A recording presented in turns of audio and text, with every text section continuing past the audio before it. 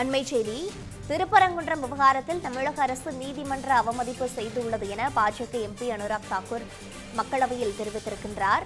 இந்த வேளையில் இந்த விவகாரத்தை எழுப்பியதை தொடர்ந்து மக்களவை முடங்கியிருக்கின்றது.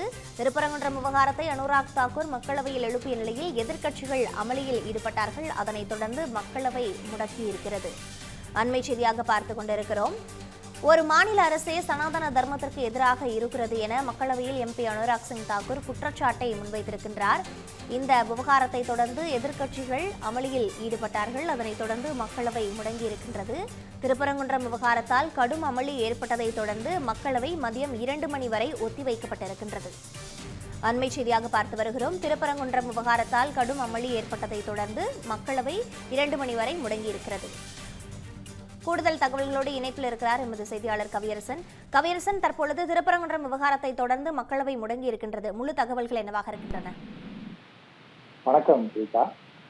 நாடாளுமன்ற கூட்டத்தொடரில் ஏற்கனவே உள்துறை அமைச்சர் அமித்ஷா இந்த திருப்பரங்குன்றம் விவகாரம் தொடர்பாக பேசியிருக்கிறாரு.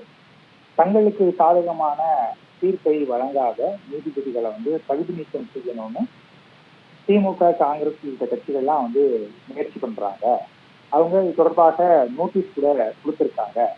இது ஏற்புடையது அல்ல அப்படிங்கிறத ஏற்கனவே சுட்டிக்காட்டியிருந்தாங்க.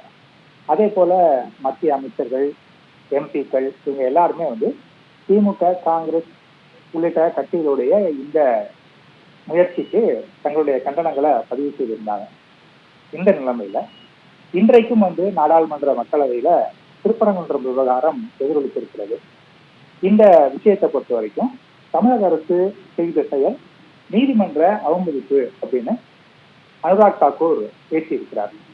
அவருடைய கருத்துக்கு எதிர்ப்பு தெரிவித்து எதிர்கட்சிகள், அதாவது திமுக, காங்கிரஸ் உள்ளிட்ட கட்சிகளோட எம்பிக்கள் கடும் அமளியில ஈடுபட்டாங்க. அதன் காரணமாக மக்களவை முடக்கப்பட்டிருக்கிறது. அந்த விஷயத்தை நம்ம பார்த்திருக்கிறோம்.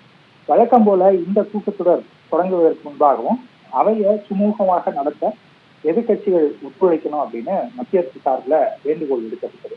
ஆனால் வழக்கம் போல இந்த அமளியில ஈடுபட்டு அவையை முடக்கிற வேலையை தான் எதிர்கட்சிகள் செய்துட்டு வர்றாங்க. அதை நம்ம தொடர்ந்து பார்த்துட்டு வர்றோம். திருப்பரங்குன்றத்தை பொறுத்த வரைக்கும் தமிழ்நாட்டில் ஆரம்பித்து மதுரையிலேருந்து இன்றைக்கு டெல்லி நாடாளுமன்றம் வரைக்கும் போயிருக்கிறத நம்மளால பார்க்க முடியாது. சற்று முன்பாக இந்த விவகாரத்துல வி.ஆர். சுவாமிநாதன் நீதியரசர் மேல திமுக உள்ளிட்ட கட்சிகள் மேற்கொண்ட நடவடிக்கைக்கு நீதிபதிகளே எதிர்ப்பு தெரிவித்ததை நம்ம பார்த்தோம். இந்த நிலைமையில அனுராக் தாக்கூரும் மக்களவையில திருப்பரங்குன்றம் விவகாரத்துல திமுக கையாண்ட நடைமுறைக்கு எதிராக பேசியிருக்கிறார். இது ஒரு மாநில அரசே சனாதன தர்மத்துக்கு எதிராக இருக்கிறது அப்படிங்கிறதையும் அவரு குறிப்பிட்டிருக்கிறார். சனாதனம் தொடர்பாக துணை முதலமைச்சர் உதயநிதி முன்பு நிகழ்ச்சியில் பேசிய விஷயம் சர்ச்சையானது. அது நம்ம அனைவருக்கும் தெரியும்.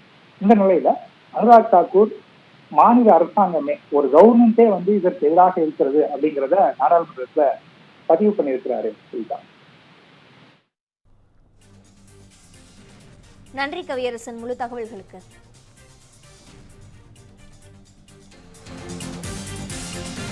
13 years of trust, a revolution of gratitude, 100% assured appreciation. With gratitude, G Square oda 13th year anniversary offer plot villa apartment எது புக் பண்ணாலும் 25 வருஷத்துக்கு பவர் இருக்கும். ஆனா EB bill இருக்காது. Up to 5 kilowatt solar panels with no additional cost ஓட கிடைக்கும். Zero EB revolution. To book, call 8939710009.